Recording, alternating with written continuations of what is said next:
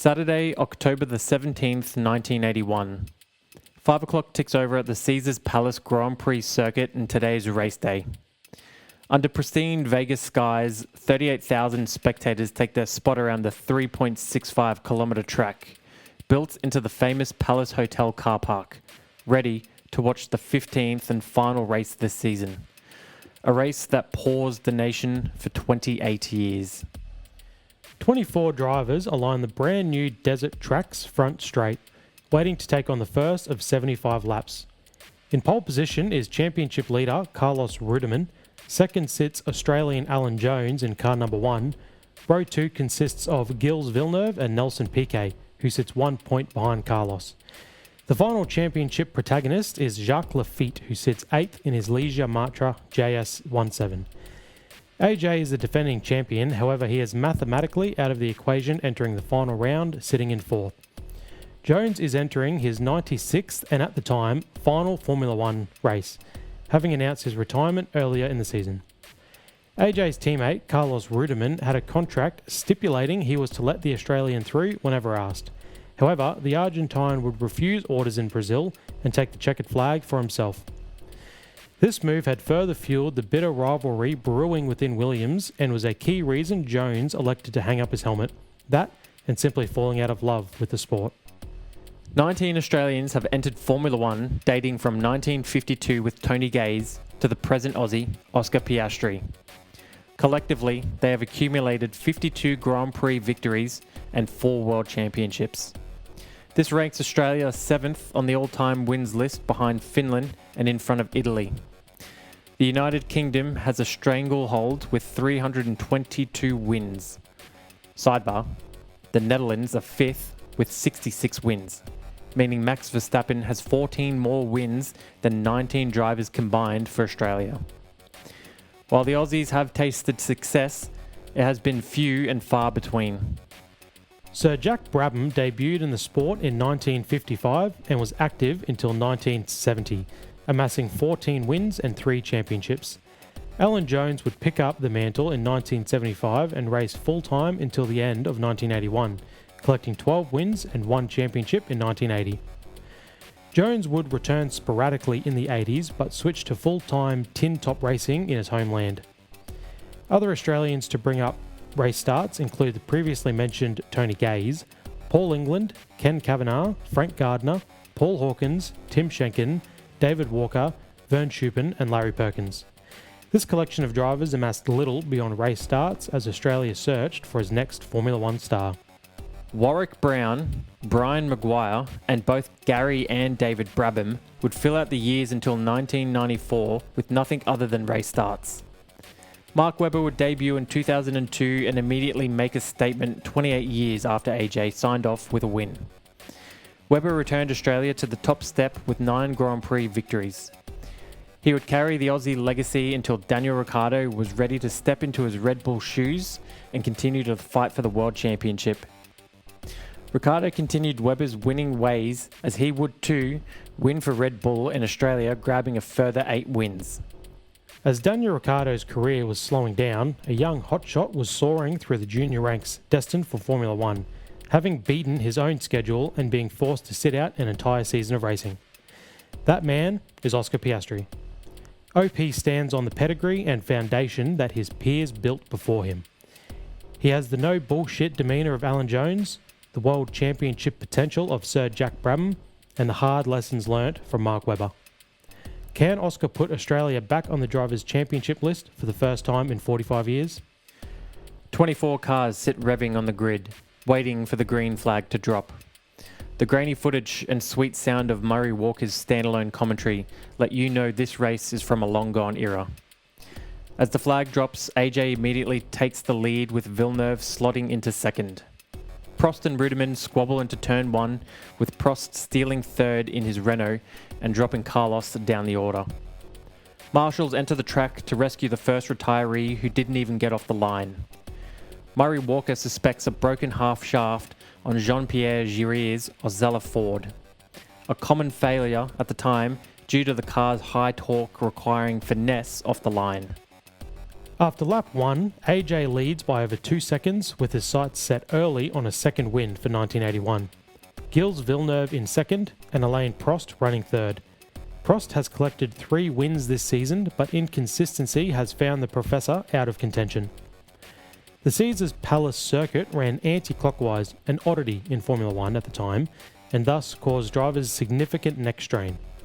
Drivers in practice were complaining and becoming physically sick due to this. Nelson Piquet had been getting off-site massage treatment in between sessions to help. Even in the early stages of the race, drivers are seen slumping their heads as they let the G-forces take over their bodies. On lap 3, Alain Prost makes his move on Gilles' turbocharged 126 CK Ferrari into turn 3 and sets his sights on the Aussie up the road. In 1981, pit stops were not mandatory in Formula 1. Drivers could pit at their own discretion. The brand new surface was particularly abrasive and the desert environment surrounding the track was kicking up an abnormal amount of dirt. This was another issue the drivers had to manage as they battled tyre wear. 3 different tyre manufacturers had rubber in this race: Michelin, Goodyear and Avon. The Goodyears had proved all weekend to be the most durable, while the Michelins were fast but unsustainable. The Avons, well, they never won a race in Formula 1. The Williams duo is fitted with the desirable Goodyears, while the Renaults are stuck with the unfavourable Michelins. My goodness, I've never seen a crash like that! Murray Walker exclaims as cameras pick up Patrick Tambay. His legs can be seen poking out of what's left of his Talbot Matra front end. Right up to his steering wheel is all gone. There is no footage of this incident, and it may be a good thing. Patrick simply stands up as if he's sitting in a low lawn chair and hops along the wall, trying to find an exit from the racetrack. The FIA doesn't flinch in stopping or slowing the cars as Patrick looks for an exit and marshals enter the live track to clear the wreck. Lap 5 ticks over and Alan Jones has a commanding 6-second lead over Prost. Ruderman has dropped to 7th and is now out of the points. Carlos needs to finish ahead of the 8th placed Nelson Piquet to win the championship, while Lafitte needs a concoction of fortune to take it, currently sitting in 5th. Jones sets a new fastest lap on lap 11 with a 1 minute 21.6, with an average speed of 99.9 miles per hour. Murray Walker reveals that no world champion has ever won the final race of their career to that point. Gilles Villeneuve in 3rd creates a pre-DRS train with all cars down to 9th stuck behind him in a close battle. 38,000 spectators, a Nevada sporting record, attend the event with an average ticket price of $250, the equivalent of $888 in 2025. Good to see some things never change. The racing on track hasn't disappointed the crowd, with many Brazilians cheering on Nelson Piquet, who passes his title rival Ruderman at the final corner with a last-minute manoeuvre. While the Brazilian now has the track position, he still needs 1 point more than car 2, and both remain outside of the top 6. Carlos loses another position to an ambitious Mario Andretti, who benefits from a slow corner exit from the Williams. Villeneuve's Ferrari is a turbocharged beast, which makes it unbeatable in a straight line, keeping him safely in 3rd. However, it is severely hampered in the corners, but as Murray Walker puts it, You can't pass Villeneuve on a corner! Hector Rubert is seen retiring from the race in his Brabham, a scene likely to nerve the fans as Hector's teammate Piquet is in a strong position and reliability is proving troublesome. Lap 22 and Alan Jones enjoys a 13-second lead in his swan song race. Murray Walker begins talking about the beautifully smooth track surface and how it suits the cars. Quote, Semi-rigid suspension!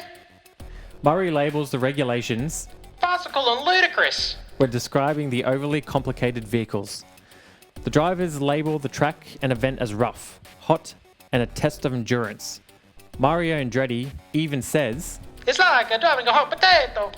due to the desert conditions and low grip surface. Lafitte, closely following Giacomelli's Alfa Romeo, slices down his inside to take 4th place as he hunts for the out-of-reach lead to keep his championship hopes alive, now 35 seconds behind AJ. Cameras cut to Gilles Villeneuve's Ferrari as he pulls off the track for yet another retirement. Just as this is seen, Murray Walker breaks the news that despite the retirement, Gills has been excluded from the race due to starting outside of his grid box. The decision was made over 25 laps late, with Murray stating, It seems a pretty harsh penalty. With this revelation, Nelson Piquet now finds himself in 6th and provisionally grabbing the 1 point he requires with Rudiman still behind. On lap 29, John Watson brings his McLaren forward into the pits. A mechanic is seen plugging a headset into the car so the driver can communicate with the team. 4 Michelin tyres are changed at a leisurely pace by 8 guys with t-shirts and mullets.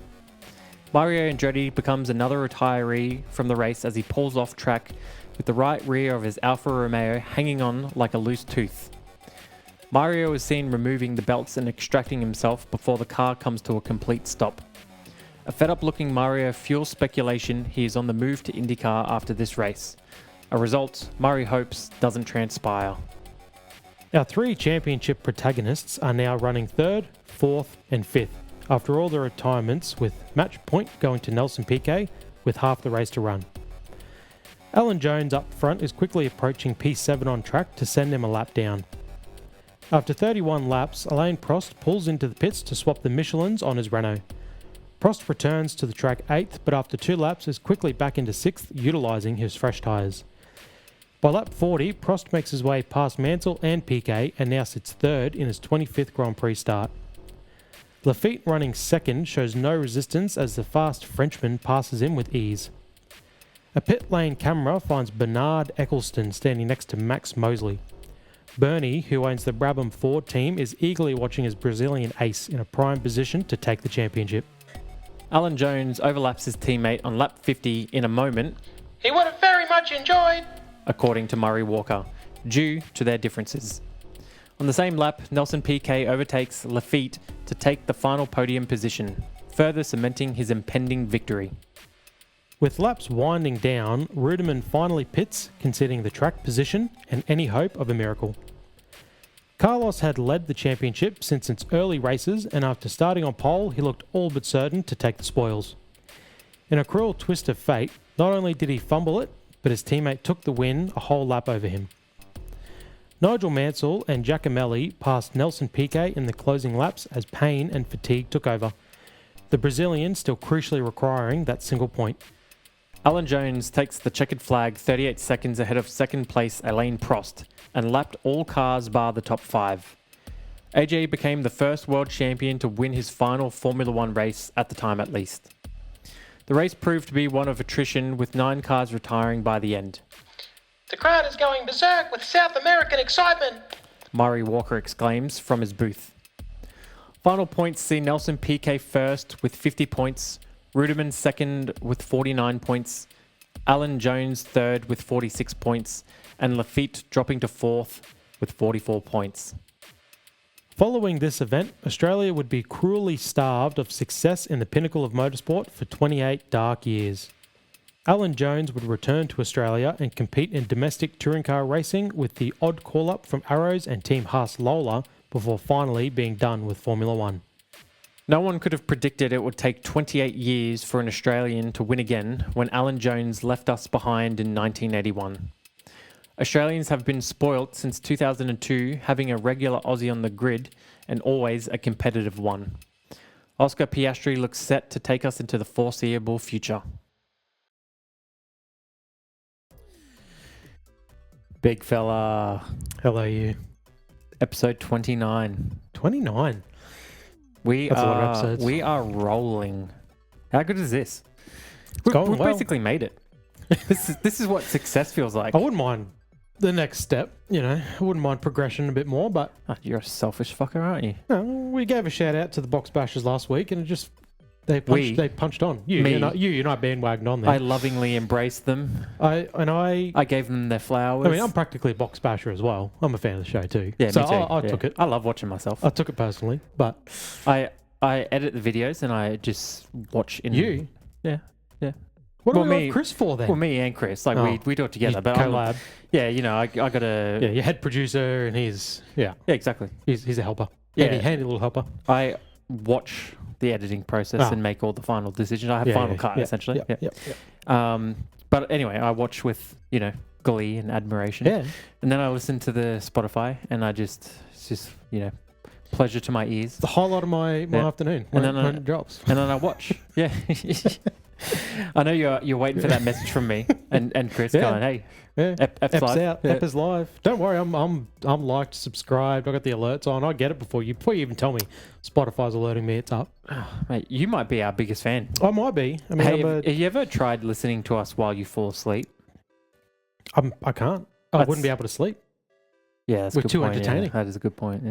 Yeah, we don't recommend that. We recommend staying very much conscious while you watch us. I mean, if you want to put the YouTube on and well, I think the general consensus bedtime. is most of our listeners definitely prefer to listen to you but watch me. That seems to be an ongoing thing that keeps coming back through the fan mail. I got the know-how, you got the looks. Yeah. I'll take it. The fan, it might be one fan, but that's still leaning in my way. We'll take it. All right. Why did you pick this race, and why was it important? I keep wanting to say Vegas. Technically, it is Vegas. It is, but the official name? The official name's a banger. Caesars Palace Grand Prix. Yeah, that's pretty cool.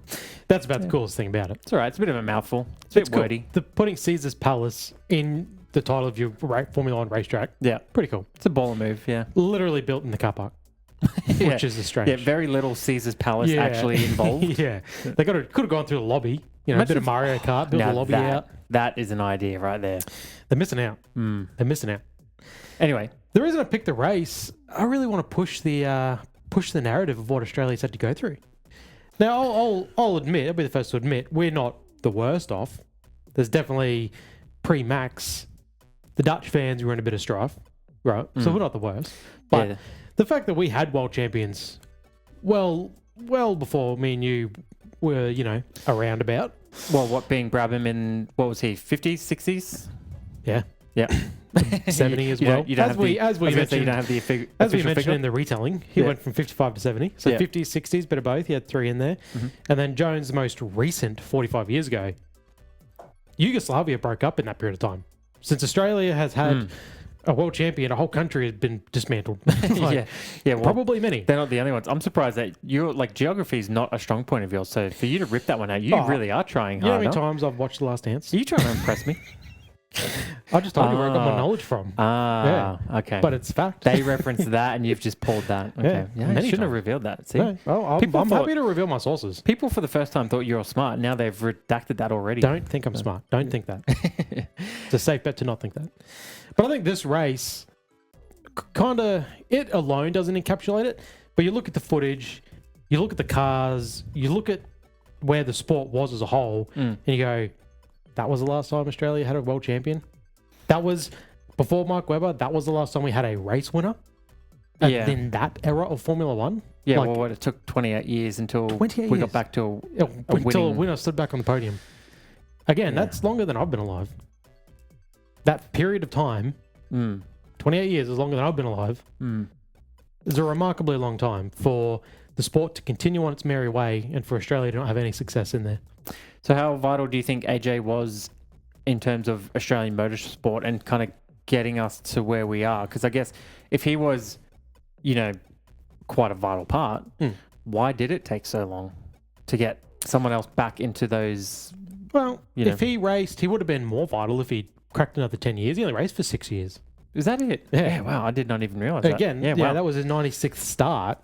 Wow. And he hung up the boots. 6 years. You look at Seems to be a common theme with Aussie motorsport people. Like Daniel Ricciardo's obviously cut his career arguably him and short. Webber, you're looking at 12, 13 years. Webber, Stoner, famously retired at the top. Early. Yeah. Talking about a different sport, trader. Hey, we're talking about an Aussies. Yeah. If he did another 10 years, that takes him to 1990.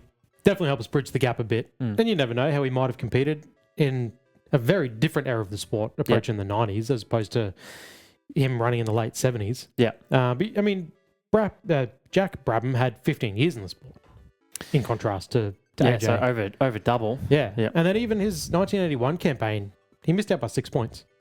Very different 6 points to now, truly, but he's still clearly in it. Yeah, so it's funny, we discussed coming out of Monza, what were we going to do for this episode? And we thought, maybe we'll pick something a little modern because we got a lot of fans that are in our age bracket. Yeah. So how many of them are interested in races from the 80s or the 70s or whatever, a bygone era.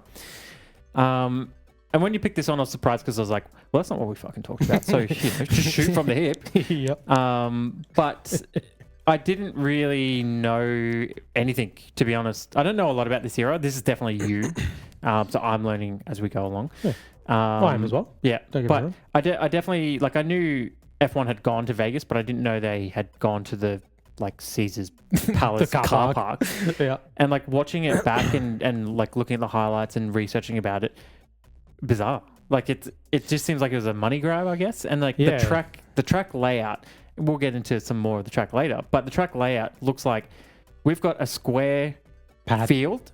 What can we do here? So they just literally just do, literally, just squiggles. Literally. So they pretty much got the first section and they went, yeah, cool, bang, bang. Yeah, they were triple that. And you know what they did? They took the track design as if it was like a snake game from the old Nokia phones. To not you let go it around crash the into outside, itself. and then you got to wiggle on the inside to get back to the outside. Yeah. Well, it's funny you mentioned that because so the Watkins Glen in New York was the track Formula One raced at for 20 years before that point. Where was that?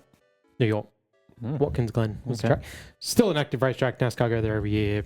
Whatever. Big track. Yeah. Huge track. I didn't even really realize Formula One raced then. I certainly didn't realize that track was that old because it doesn't really look like a track that's been around for that long nowadays, at least. Okay. Apparently, they couldn't come up with funds or whatever, so they couldn't bring it back.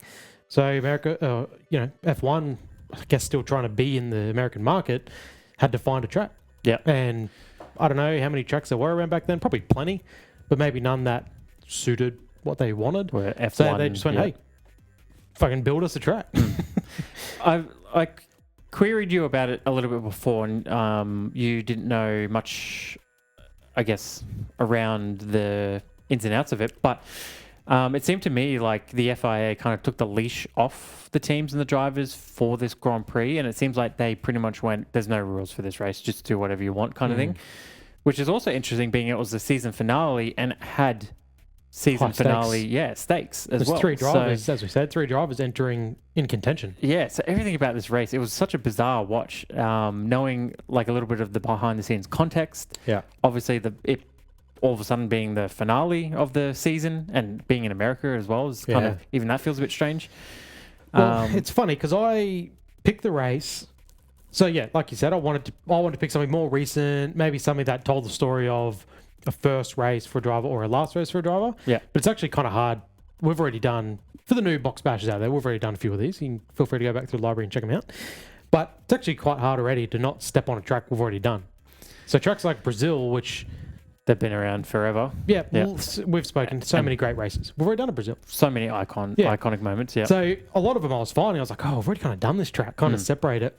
So then, I pivoted to a very Australia-centric race. So I picked this, AJ's last race. It was actually quite a good race, to tell you the truth. I picked it not knowing, I knew AJ won it, obviously. It's the reason I picked it. I didn't know it had title ramifications. I didn't know the context of it. Yeah. There's obviously, hopefully Chris will throw the picture up, but there's obviously a doozy of a crash I've never seen before. Too bad they never captured it on video. Yeah, but the still shot of the after tells enough of the story. Yeah. I don't know, you would have seen the Donnelly crash, the yellow car, and again, he's got his legs out the front. Yeah, the one that F1 movie ripped off. Exactly. Yep. He's still got a steering wheel. He's still got something. This dude, nothing. He's literally, you've cut to him and he's like, oh, okay. And then just stands up out of his car. It's the strangest thing. For that crash to not be everywhere, it's crazy. Yeah. Watching it, probably that was definitely one of the things that struck me was, how did he still have his feet and his legs after a crash like that? I mean, he hobbled away, but his ankle leg. wasn't backwards or anything. Yeah.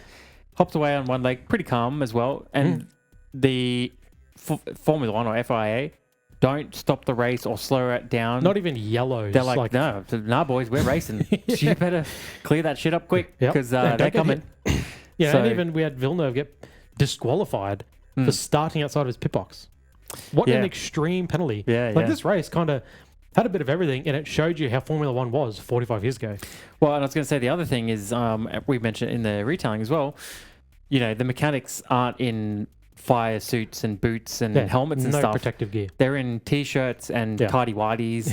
Literally. They're probably smoking durries while they're doing the work. So it's that type of pit lane. It's funny growing up in the 90s, like that it doesn't seem that far removed, but now with the context of Formula One today, to think it's the same sport is almost doesn't compute. That's you just go, you do look at it and think, how did it take so long to get here? Yeah. Like, look at these guys were cowboys. And how are they choosing to do this? I mean, you watch the race and every corner they're just like this. They're just like letting their neck just go. And it's like, man, and again, you look at drivers today, you look at the hands device, they've got a lot of things that help them. But their necks, man, they're cobras.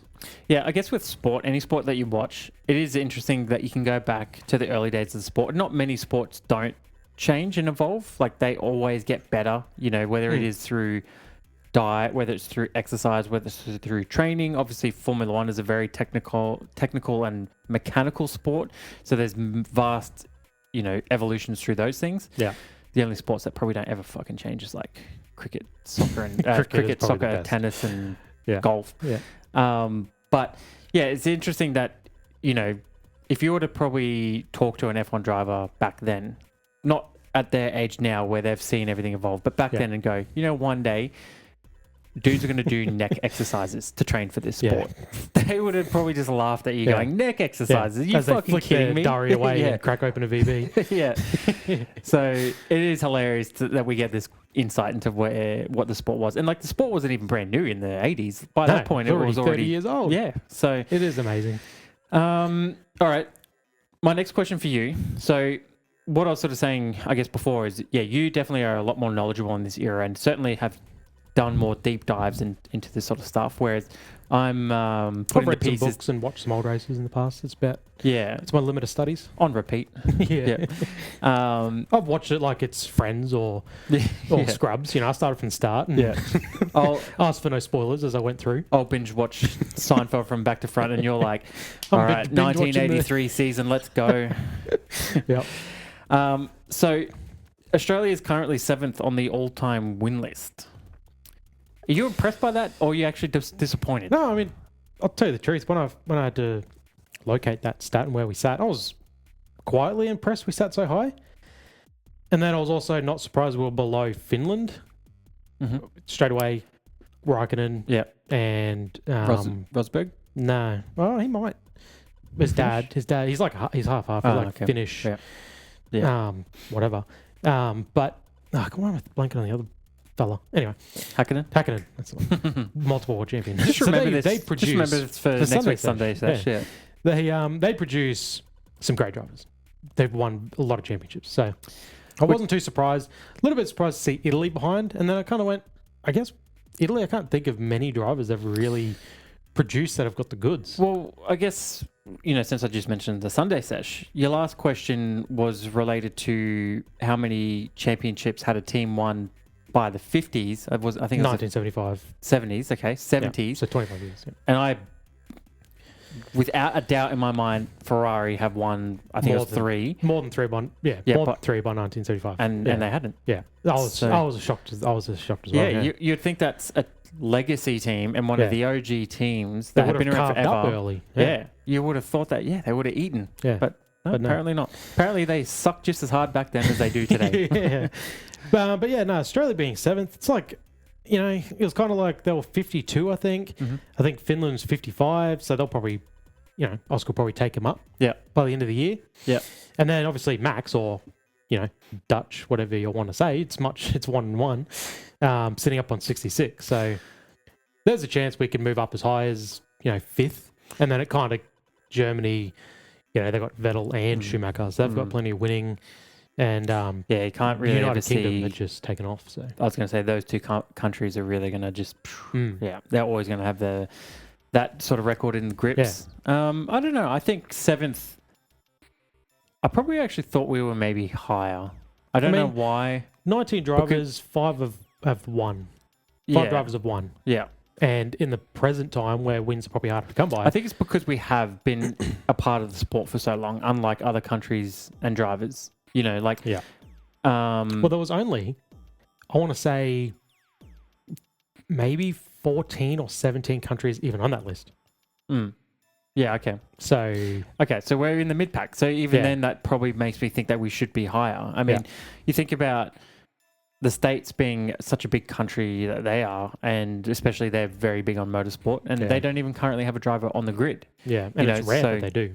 Yeah, it's always been that way, where Australia, we've always had someone there or thereabouts, So at least in our era, recent times, for sure. Yeah, like just right as we were starting to watch the sport, it was the Mark Webber era. Yeah. I think that's where it's hard to answer that question about Australians in Formula 1 is because for us, there's always been one there. It's a no-brainer. It's like, why wouldn't you have an Australian Formula 1? Yeah. We've always have, and we've always had one that wins.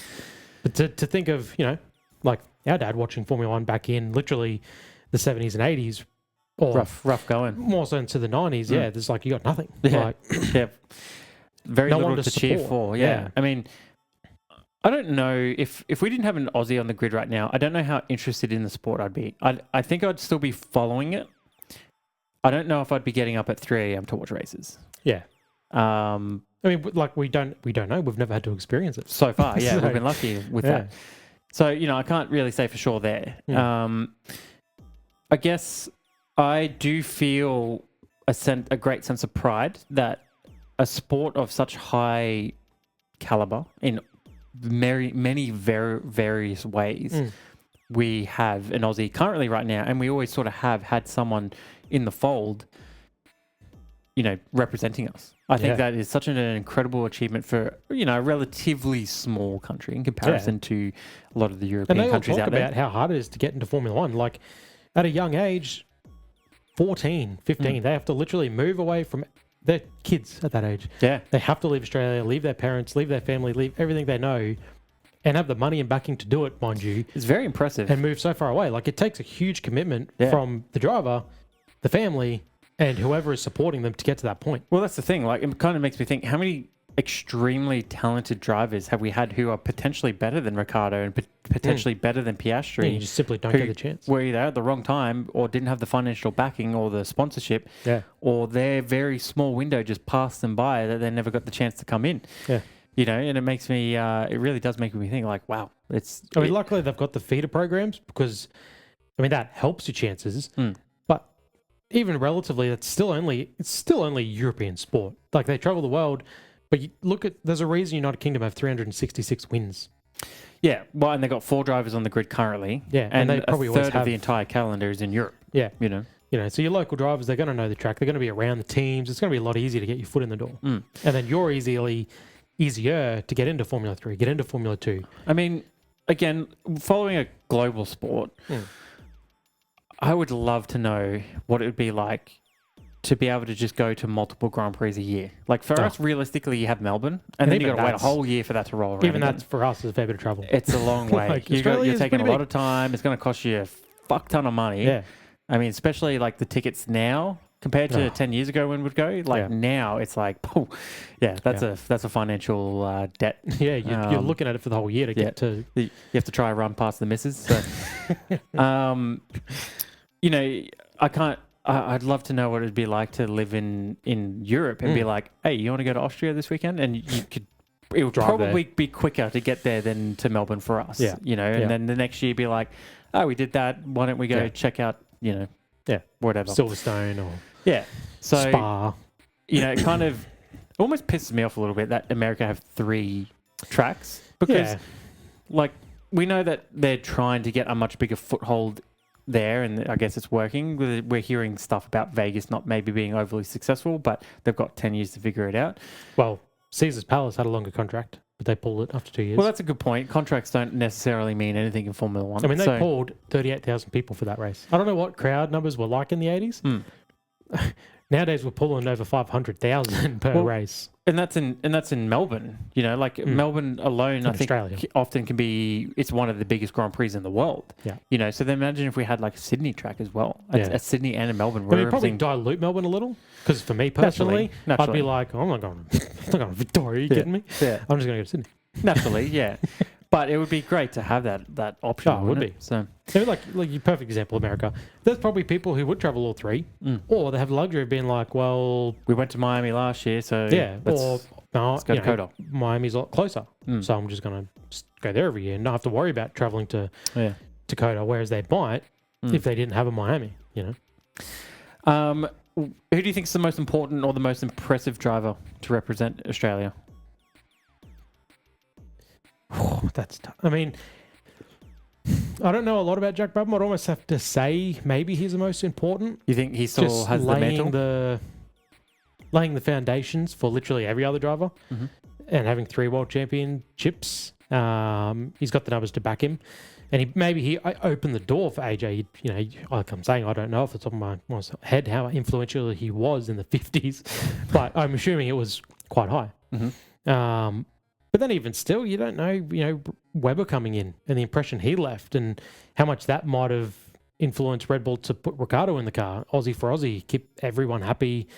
How much he only got into the sport because he had an Australian supporter who had a lot of money and hired him for his team effectively, Webber. Yeah. So I'd almost go, it'd either have to be Jack Brabham or Mark Webber. For as far as influential.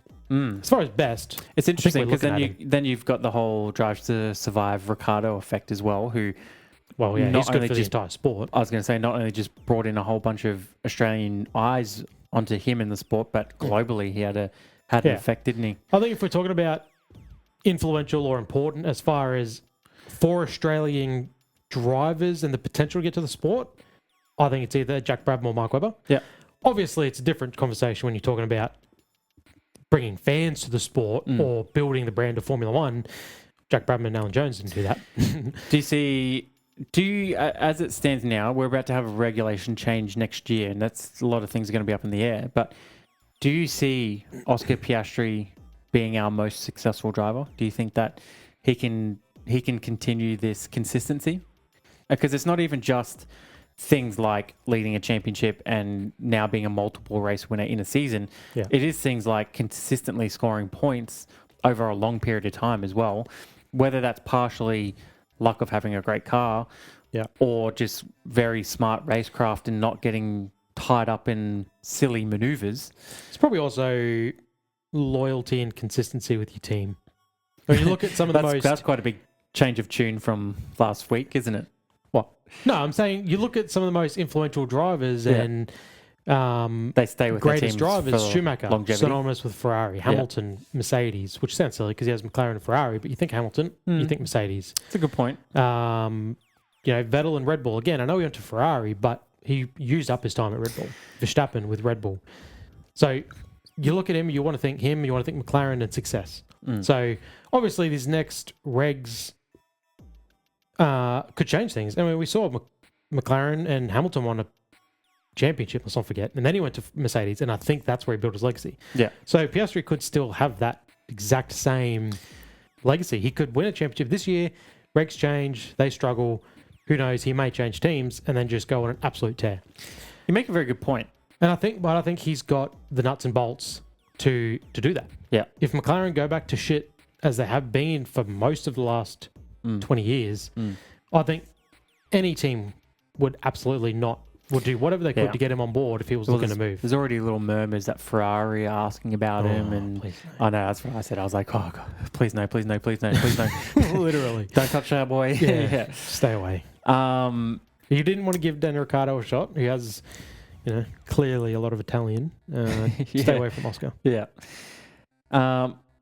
Okay. So my next question then is: Caesars Palace one of the all-time shittest tracks ever made?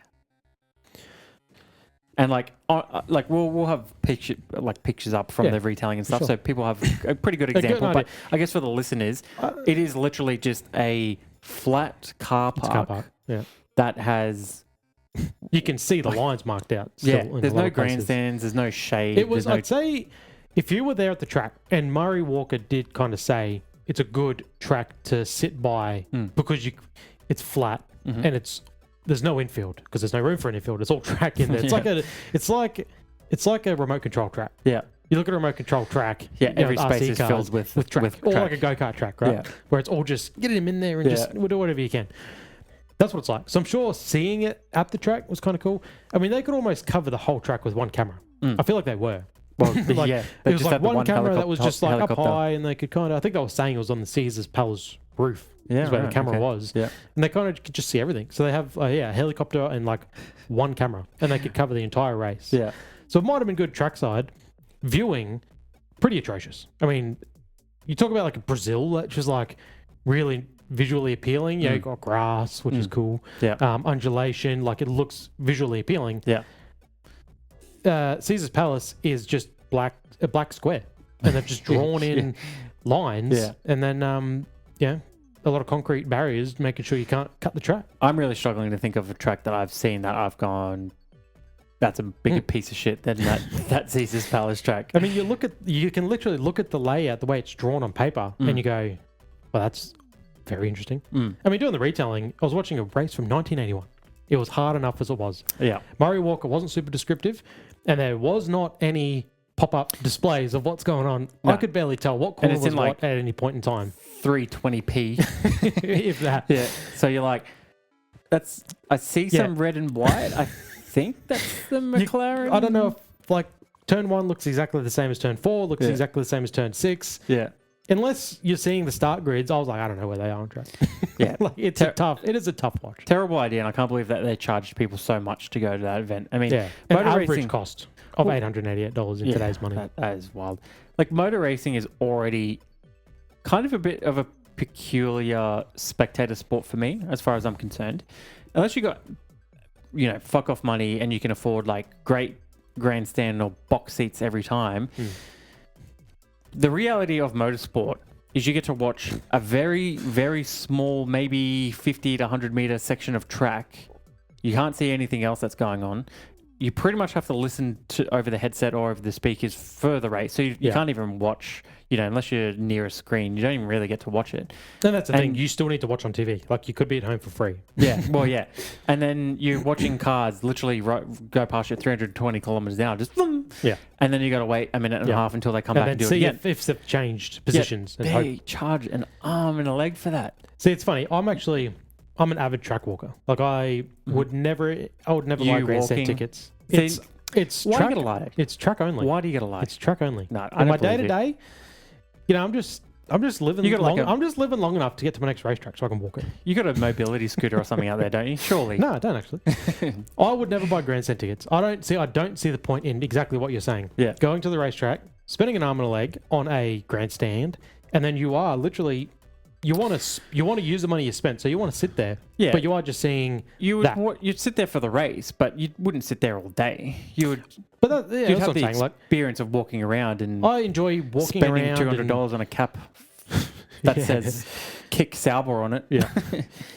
I don't know if they make merch, do they? Only enough to get the team up and going. That's about it. I like to just walk the track and strategically place myself near the exits just as the race is about to end. So I can just boot scoot out and not sit. Yeah, right. You're one of those where you're like leave early. 3 laps to go. I'll start heading off now. Yeah, but I'll still walk the track. I'll still make sure I can see the track, make the absolute most of my money. As soon as the checkered flag waves, I'm making sure I'm at the nearest exit. Well, where we're sort of going with this is maybe they're onto something where you could basically see the whole entire track wherever you're from. It's like an amphitheater. Yeah. If you want to give them some credit for what they designed. Yeah. You could see the race you could see from anywhere. Yeah. I mean, I don't think the pit lane wasn't even on the infield. So like there was nothing on the infield besides more track. Well, yeah, and just dust. Yeah. Okay, so obviously they brought Vegas back after a very long stint being away. Do you feel like, do we really need Vegas? Like, in your honest opinion, has Vegas been a good addition to the calendar? And do we need 3 American tracks? No, I don't think we need 3 American tracks. I don't think we need more night racing. So I think night racing was a really nice rarity at the places that are hot as fucking balls, which Vegas probably is as well. Yeah. But we're like 5 night races. Well, so as far as I know, Vegas is like hot during the day, but like freezing cold at night. So you can't go from one extreme to the other. Well, and that's they want to avoid racing in the day, because I'm sure conditions haven't changed much since 1981, and Mario Andretti put it very nicely. Yeah. With what it's like driving in those conditions. How did you put it? I can't even remember the words. So I was gonna reel it off, but I can't even remember what he said. Yeah. Just watch the retelling. But yeah, I think night racing, there used to just be Abu Dhabi and Singapore. Mm-hmm. Pretty special event, pretty exciting. Now it's all the Arab tracks. It's Singapore. Yeah. It's Vegas. Yeah. Is there a no, Miami's daytime. Miami's day. So there's quite a few. The track itself, it's very modern Formula One, where it's just fast as hell, as fast and as long as a straight as you can find. Barriers are right there to make it look dangerous and exciting, but it's all straight. It's just not. It's not appealing. It's almost like what they did with the Caesars Palace track, just with modern Formula One versions, where they're just trying to create excitement with the layout. But then they just put up these giant, big black barriers so no one can peek in and get a free view. Yeah. Then as a viewer, it sort of takes away the visual aspect of Vegas as well, because you just get to see some of the buildings poking over. And that's what they're after, right? The big dome sphere, whatever it is. Obviously the palace is still there. Like, if you're going to drop one of those, the three Americans, which one would you drop first? Which one's off the list? I wouldn't mind seeing Miami and Vegas go. Yeah. Yeah. So they're both similar. Like, so Miami's got the fake gammon little that's dock thing. That's cringe, isn't it? Like, the whole thing's silly. And that track's got a lot of runoff, which we constantly talk about. Runoff needs to go. Yeah. You know, Coda's a good track. Another one that goes through a car park because it goes through the stadium. And, it does. Yeah, the hard they have some stadium. Car parks, don't they? They love their car park racing through the car parks. I mean, that's actually a pretty cool feature, racing through the stadium. If you say so. Well, like we said, drive through the Caesars Palace lobby. Yeah. It's the same concept. So Texas is your that's a proper track. I mean, there's a lot of runoff, but it was built for Formula One. Has some undulation, it's got which we like. Undulation. It's got chicanes. It's got gravel. It's got the stuff that makes up a Formula technical. One track. Yeah, it's not just straights. Exactly. So I think that's enough. I think they can have that. Just real quick, think about night races. I do get your point. I think we've maybe overdone night races, but if Monaco was going to stay on the calendar, would you like to see a night race at Monaco? I don't think there's enough land to put light posts up out there. Yeah. I don't think they could find another square millimeter spare to put all the light posts it'd require. That might be the only way that I would still be interested in watching it if it was at night. Well, that's the thing. It'd just make another visual. Good spectacle. Yeah. Because with how well they light the track, which obviously they need that for safety, it's not really a night race. You're not getting any effects of what it's like to race at night. It's so the spectacle around it, isn't it? You just look at it from above, and like Singapore's cool. Like the way the track glows from the chopper shot because of how well lit it is. Like it looks cool, looks great. Yeah, that's all they're really looking for. All right, I'm going to change gears. Pivot, pun intended. Okay. Do you think that the degree?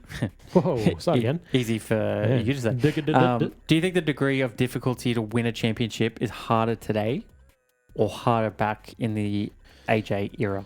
So I look at that race and I go, what's so hard about it?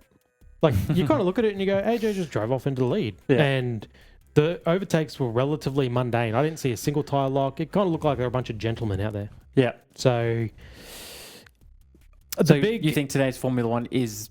Oh, today's Formula One's harder, clearly. Yeah. Because how close the cars are. But it's a pretty good time to bring it up because you look at Zandvoort and the retirement for Lando. Yep. And one of our personal highlights in the season. Yeah, for sure.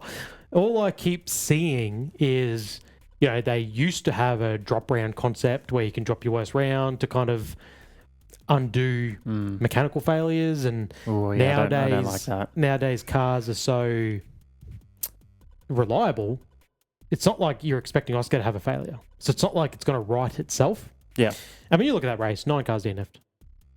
And mostly due to just cars just failing. Yeah. I mean, someone failed the transmission failed off the line just from incorrectly, like, applying the torque to the car. Too much torque in there. Yeah. So it's that easy to break them. So I think that is your biggest difficulty back then. If you can the reliability factor. Yeah, back then it's probably more about consistency. I mean, we saw in the retelling, Alain Prost won 3 out of 15 races that year.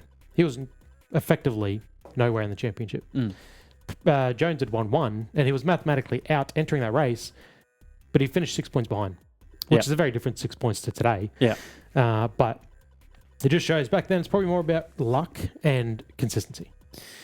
Yes. Whereas today, you need speed, you need to be winning races, you need the luck, as we've seen with Lando, the luck can keep you in there, but it's a very different type of luck. It's not luck that just DNFs or failures throughout the year. It's very different luck these days. Yeah, it is interesting how, I think this season is a great example of it where we're at the end of our regulations. So the field is so condensed.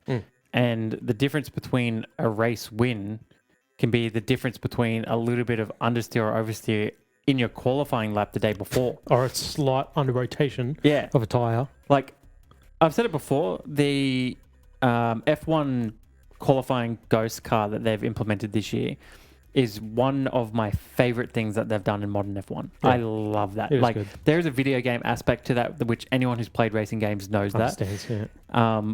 But it's just such a great visual aid of where was the lap won and lost. Yeah. And it often is just a little snap of oversteer coming out of a corner, and then that's a hundredth of a second gone. Incredibly high pressure. And you command the drivers nowadays for being able to do that week in and week out. It'd break me.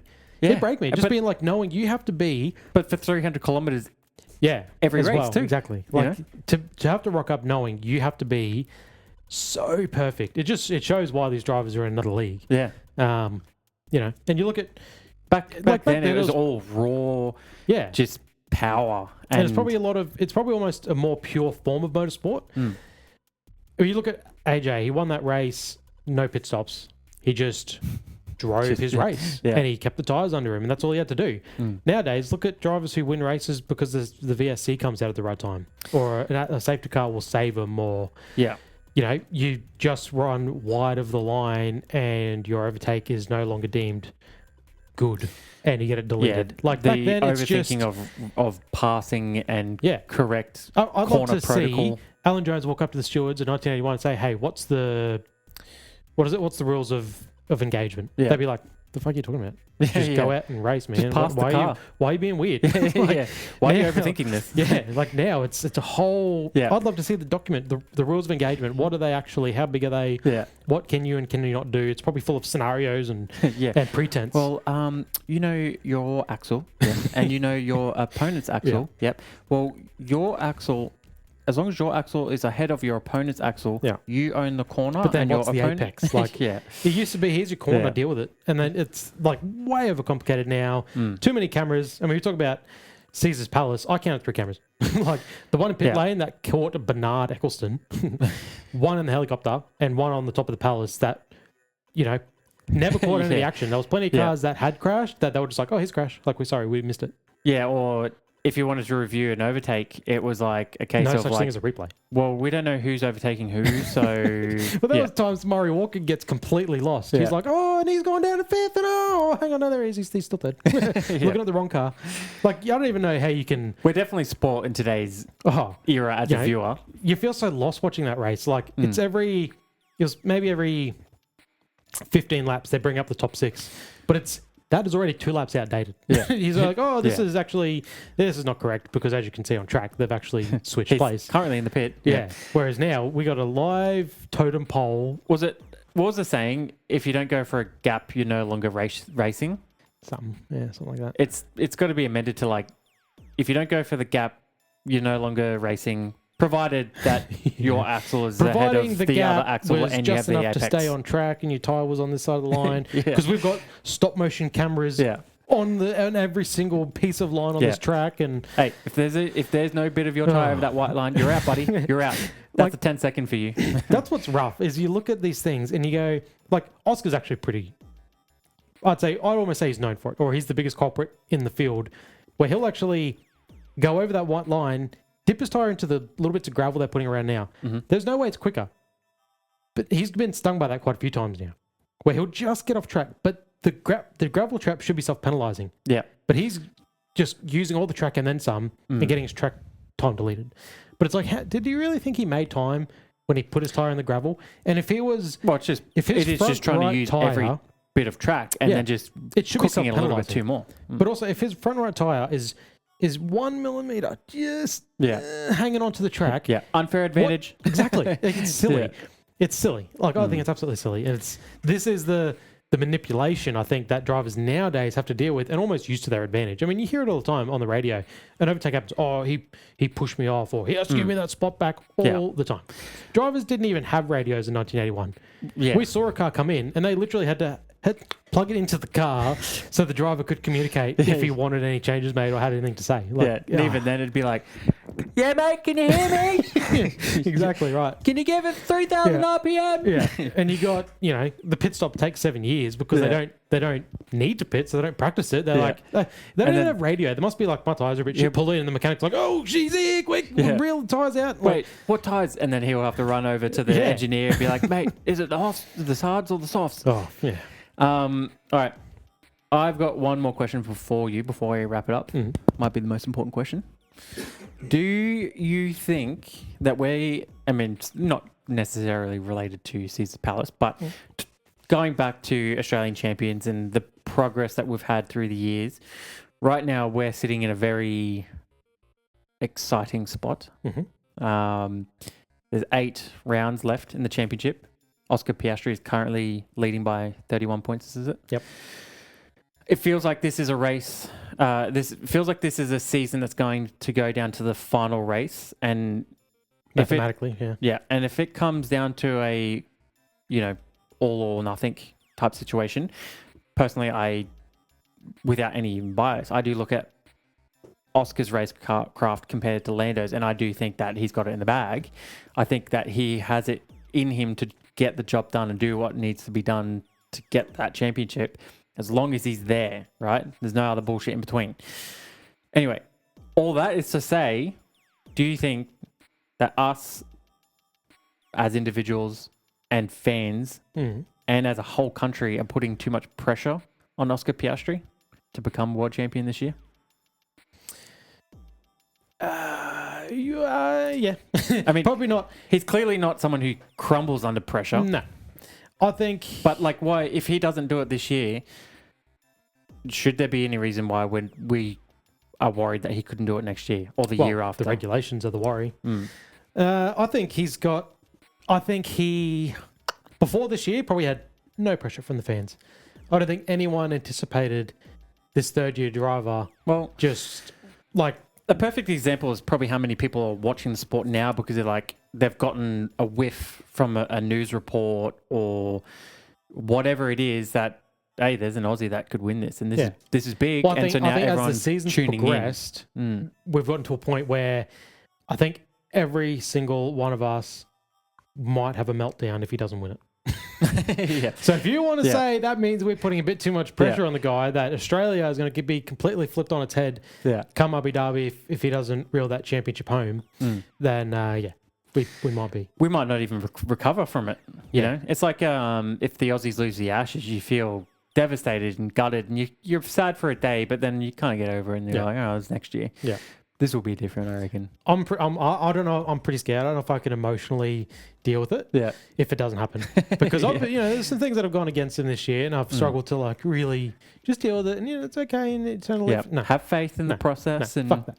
If he comes to Abu Dhabi and he doesn't win it, I'm going to go back and look at every single goddamn race where shit went against him. Through the FIA, through McLaren. You're going to write a stern letter. From box Banter. I've got some fucking issues, right? But hopefully it doesn't come to that. Because I might not be on that pod. I might not be on that episode. I'll have to do it solo, huh? Yeah, but I'll be a mess as well. Yeah. So we might have to, take that week off. Go on an early leave of absence. Yeah. So we might have our first missed week if he doesn't win the championship. That might be our first week off. It's really hard not to get hyped and excited about, especially as we're into the final third of the season now. So there is a sense of, okay, we're starting to wind down now. Now everything beforehand can sort of be fixed and undone. Now this is the pointy end where it's like, if something really goes wrong, there's very limited opportunity to come back. You know, we've seen Lando have 2 DNFs this season, and it hasn't really hurt him too much. He's The not last like one definitely kind of did, but I just feel like it was just... it did, but he's not even out of the picture. Like No, God, no. all it can take is just one half bad race for Oscar, and Yeah. he's right back there putting pressure on him. You know. Yeah. I think what McLaren have done, and I know everyone said it in the Formula One world, but they've set a dangerous precedence from here on forward. Because the way the Papayas rules work, every time they do something and they make that gospel, it needs to continue. If this same bullshit And that people happened don't last forget. round, if it was to happen next round, they have no option. They have no option. If it happens in the final round, if in the final round, they're tied on points, say, Yeah. and they're allowed to race on track, but they fuck up Oscar's pit stop, and there was a potential for them to race at home, precedence is set. Entering the final race, they're going to have to tell Lando, you're going to have to give that back. Yeah. But what happens when Lando fucking doesn't? Yeah. Well, because Why would he? you bet his ass he won't. If I was him, I'd be like, I'll take my world championship and I'll take my axe and Yeah. I'll go somewhere else. Yeah. I don't give a shit. Yeah. Because But the precedence no is matter set. what, McLaren have done that. because people don't remember how you want it; they just remember that you want it. Exactly. Unless you're like Villeneuve. Probably the saddest world champion ever. But at the end of the day, Sideswipe. you're Cop one. You're in a very, very elite, exclusive Yep. motorsport club. And no matter what, no matter what people say about you, you've got that. Yeah. If you're asking me, would I do it to my teammate to become world champion every time without a Bet your doubt? ass.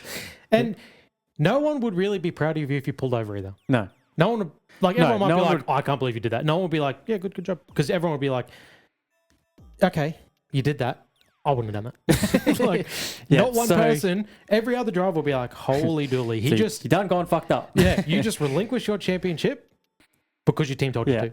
So, I mean, I guess even in thinking about that, like maybe we don't have to be concerned with Oscar's mentality where he's like, all right, handing the position back to Lando really doesn't hurt me at fucking Monza with a 3-point loss. Over 34-point lead. Maybe he does have his head on the bigger picture of like, all right, now they can't do this to me. Yeah.